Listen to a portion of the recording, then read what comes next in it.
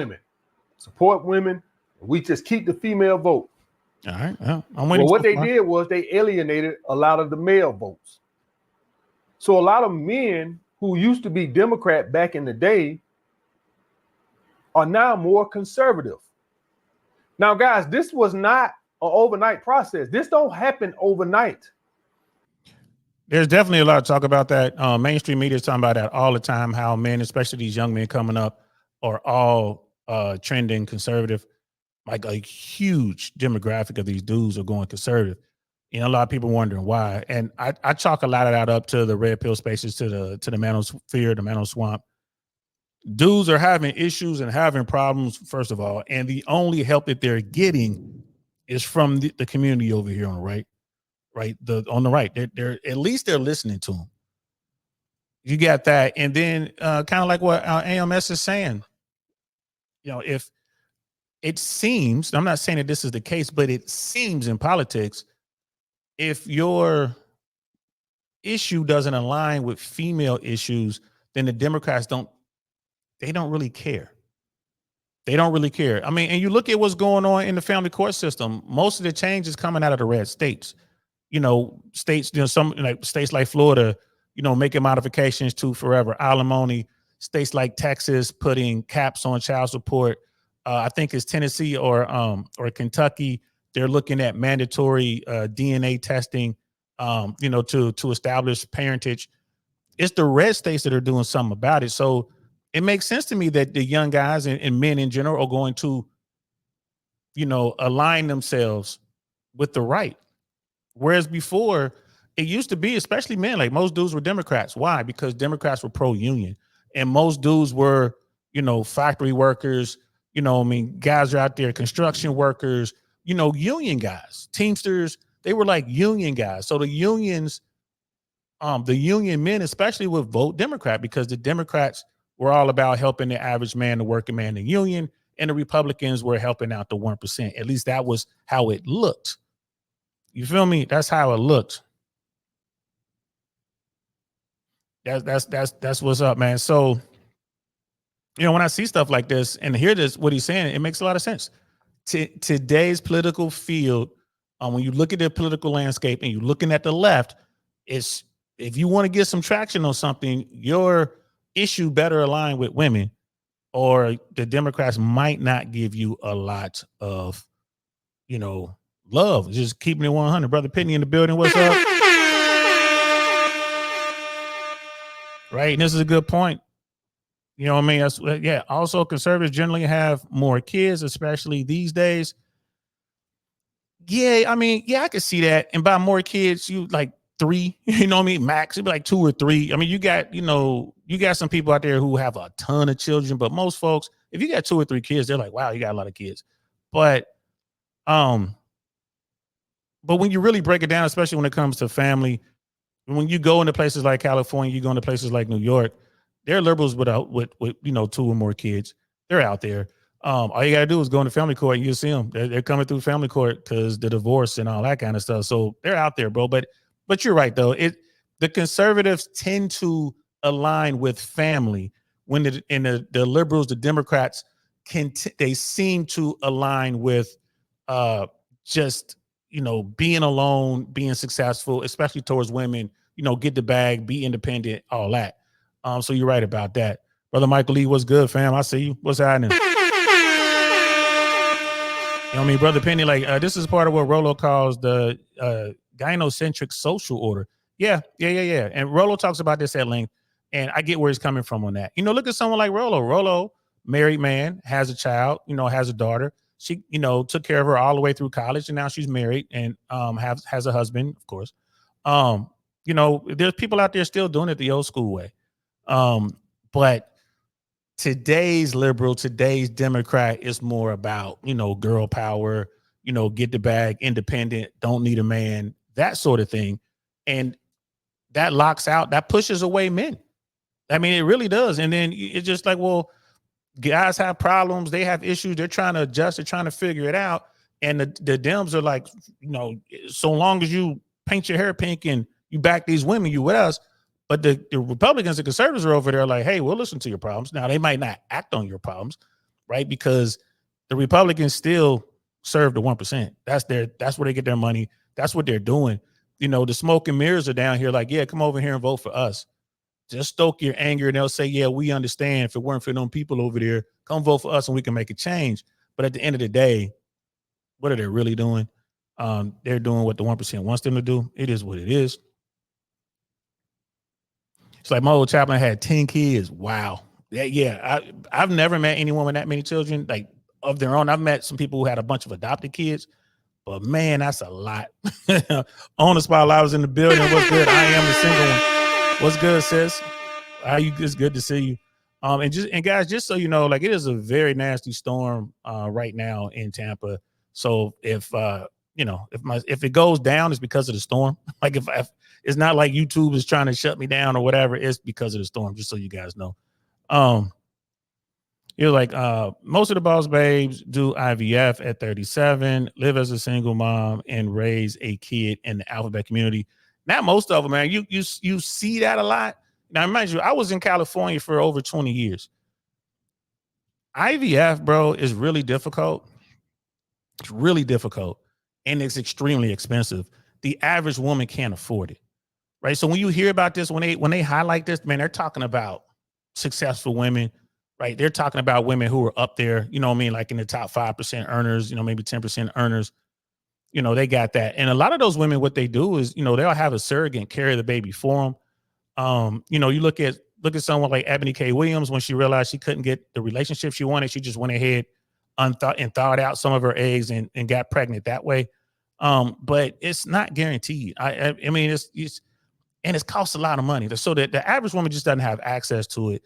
And a lot of women today, we're starting to see women like Sister Bree from Bree the Whoa Mannequin that I've been talking about over the past couple of days. She went to college. She got out of college. She got like a liberal arts degree. Wound up working for some business, had nothing to do with her degree. She owes money, you know, like I think she borrowed, she said like $30,000. Right. She's 33 years old. She's single. She doesn't have any children. She wants to have a family. Right. And she's kind of stuck. And when you hear her talk about it, she's like, yeah, I think I was sold a bill of goods, especially with the college part. She's like, I didn't have to go to college. I didn't have to take on that $30,000 worth of debt. It's like, I'm working with people that didn't even go to college. And they're making as much as me, if not more. Right. And they're better at what we do. So you have women who get into their 30s, they turn around and they look and they're like, uh-oh, it's a problem. And they can't afford IVF. Like, you know, the Sister Bree, she can't afford that. Like she's doing what she can just to maintain what she has. She lost her job. She's, you know, probably trying to find another job. You know, she's looking at YouTube. Maybe that's, you know, getting her enough money to, you know what I mean, to kind of bridge the gap, so to speak, until she finds something better. But it's rough out here, bro. It's rough out here. And I am the single one. She's like, it's also very painful. See, I don't even know how the process goes. You know what I mean? So Brother Michael Lee, he's like, women in their 30s, high risk pregnancy at the wall. Yeah, it's high risk pregnancy, man. It's one of those things. And there are women who are saying, yeah, I bought into the feminism thing wholeheartedly, and man, I made a mistake. In fact, there's Rolo and Myron were having a conversation, and you know, we're gonna pull that up here in a second. Let's listen to Alpha Male Strategist. I want to hear a little bit more of what he has to say. Then we'll pull up that Rolo and Fresh conversation. Believe All Women was how long ago? That was a few years ago. This is what, 10 years ago? I don't know when to Believe All Women shit. But even before that, they had a lot of stuff pro-women. The Democrat had the shit sold up. That's why back in the day, the conservatives, the Republican Party was fighting so hard to close the border. Now they still is, but you don't see them like hammering over it like they used to be. Because the Democrat done pushed so many men towards the Republican Party that it really don't matter. Y'all guys remember that when the Republicans was having to try to set voting lines, y'all said you can't vote past this line, this, that. The Republicans ain't even having to do none of that now. I'm sitting here telling y'all guys right now, anything outside of a heart attack, Donald Trump is going to become president. That part I don't agree with. And I don't know how long ago he put this video out. You know, right now, people on the right and people who kind of, you know, think that way, they're like, yeah, Donald Trump's a sure in. Then people on the left are like, nope, Kamala Harris is a sure in. If the election were tomorrow, it's too close to call. It's simply too close to call. If the election were tomorrow, I would say advantage Kamala Harris going in. Why? Because the Democrats are excited. They were able to get Joe Biden out of the way. There's a lot of excitement. I said this when I was on the Fresh and Fit podcast. We were doing one of their after hours or whatever. Not with the girls. It was the first week they did that Fresh and Fit news thing. And we were talking, this is before Joe Biden made the announcement. And I said it then. I said, listen, if something were to happen, because Fresh was saying, what if Michelle Obama were running for president? I'm like, oh, all bets are off. So we were talking about the black vote. If Michelle Obama was running for president, she would get, 98% of the black vote. 100%. I mean, it would go nowhere else. Now, Trump, Team Trump is getting some black voters. You got people who are outspoken, but the vast majority of black voters, they're not messing with the Republicans right now for other reasons. You're right, but they're not messing with the Republicans. You hear it a lot because people are saying it on camera, whatever. But when you're sitting down talking to black folks, which I do, hollering at people who vote too, you got to remind yourself too. A lot of the rappers and a lot of these YouTubers, they're not voters. They're not registered to vote. They probably never voted before in their adult life. They're not going to go register to vote and vote just for Donald Trump. They're just not going to do it. Not a lot of them. It would be a small amount. The Democrats own the black vote. With Kamala Harris out there and with the stuff that Trump is saying, he's pushing more and more of those people to the Democrats. But it's still, this election is tight. It's too close to call. Too close to call. Trump is polling pretty good in Pennsylvania right now. Even with Kamala Harris's bump, she's not polling as well as she needs to poll in Pennsylvania. She needs Pennsylvania. She can't lose Pennsylvania. She can't lose Michigan. She can't lose Wisconsin. If she holds on to those 3 states and just run the table, just get the regular votes that they normally get. I'm talking about the Electoral College. She just runs the rest of the map, the Democrat map, she'll be fine. And right now she's competitive in Georgia. She's competitive in North Carolina, Nevada, and Arizona. So that kind of opens it up. It's to the point where if her numbers get any better in those other states like Arizona, Nevada, Georgia, North Carolina, she might be able to lose Pennsylvania and still win the election. So, I mean, it's really tight. I think this is gonna boil down to, this debate in September. I think September 11th is the debate. I think they're gonna have it. How that goes is I think that might make a difference as to who's gonna win this election. But it's crazy. But it's just one of those things. This election is super tight. Don't get it twisted. If you're on the right or you're on the left, ain't nobody running away with this shit. This shit is gonna go down to the wire. Right? This is going to be one of those elections. It's going to be close, unless something happens. Once Donald Trump got shot in his ear and survived that, I was like, bro, there's no way you can beat this guy now. Right. And then he went out there. He didn't ride that wave very long. He started doing what he does, with the Trump stuff, the name calling and all this kind of stuff. And then Biden got out of the way and now Kamala's in the picture. And you can see that he's visibly shaking. He doesn't like this. You got to be able to pivot. He's not really able to do that. And when you talk to hardcore politicians, Republicans, not Trumpers, when you talk to hardcore politicians, they'll tell you they're worried. This is tight. They don't know how this is going to go. They need Trump to toe the line and he's not doing it. But that's just politics. That's just politics, bro. And here's the thing. My opinion, America loses in either way. America loses. It is what it is. Kamala Harris, not the person that I want to see running the country, but if the only choice is Donald Trump, then you got to go with Kamala Harris or whoever is running. It's just one of those things. That's where I stand on it. It is what it is. I don't really have a dog in the fight, guys. I'm a military guy. You guys know that from the very beginning. Trump is like a no-go for me just from the jump. Just the shit he says about the military guys, his true feelings on those of us who serve. Not just those of us who serve, but those of us who serve with distinction and honor. Comparing the Congressional Medal of Honor to the Medal of Freedom. And saying that the Medal of Freedom is better than the Congressional Medal of Honor because you get the Medal of Freedom, you don't have to get shot up. What was he thinking when he said that? And that really gives you insight on how he feels about, those of us who serve, those of us who have toed the line, who swore to protect and serve the Constitution. So that's a problem. That's a problem for Team Trump. And they know it. That's a tough one. And plus their stance on abortion. You know, Trump is trying to, you know, flip flop on that. It's kind of, you know, well, you know, JD Vance is pretty extreme, but I ain't like that. That Project 2025. There's a lot out there that's hurting Team Trump, and there's a lot out there that's hurting Kamala Harris. So again, this one is too close to call. We got brother Dino Dinosaur checking in from UK. You know, on the spot live. I don't think she's gonna get Michigan, bro. She can't lose 2 to 3. She has to win the blue wall. If she doesn't, she can't. I don't think she can afford to lose any of those states. She can't lose Michigan, Pennsylvania, or Wisconsin. If she does, I don't know if she'll be able to win. Be honest with you, even with her these new polling numbers and what she's doing, and you know, these other states, you know, like out in the Southwest and all that. She needs the blue wall. I just don't see her winning without the blue wall. So Trump might win. He might win. I was on the CC Zoom call after the shooting. I brought up that Biden could drop out and Kamala would step in. Yeah.